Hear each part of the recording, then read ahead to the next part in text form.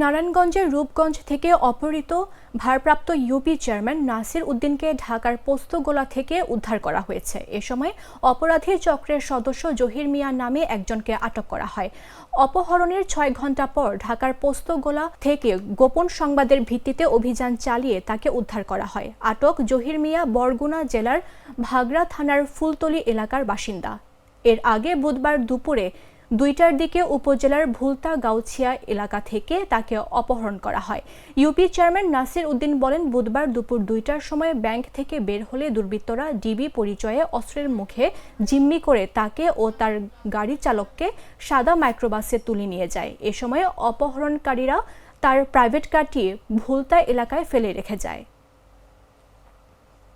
হাইস গাড়ি এসে আমার ড্রাইভার সহ আমাকে অস্ত্রের মুখে জিম্মি করে তারা প্রশাসনের লোক দাবি করে আমাকে গাড়িতে উঠিয়ে নেয়। এই নিয়ে আমাকে সারা ঢাকা শহর ঘুরিয়েছে এবং মুক্তিপণ হিসাবে টাকা দাবি করেছে।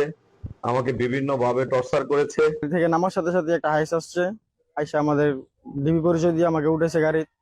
উঠানোর পরে চেয়ারম্যান সাহেবকে আনছে ডেকা আইনা বলতে স্যার কথা বলবে, বলার সাথে সাথে চেয়ারম্যান সাহেবকে গাড়ি উঠানোর পরেই গাড়ির লক। ৫ লাখ টাকা মুক্তিপণ দাবি করছিল।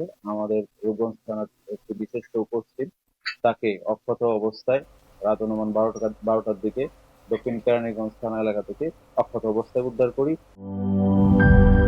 লাল সবুজের দেশে নতুন রঙের বেশে ঘরে বাহিরে সাজানো বলকে রেইনবো রেইনবো রেইনবো পেইন্টস রে সাশ্রয়ী দামে দেয়াল রাঙায় রেইনবো সবার রং সবার ঘরে ঘরে Rainbow Paints, the color of joy.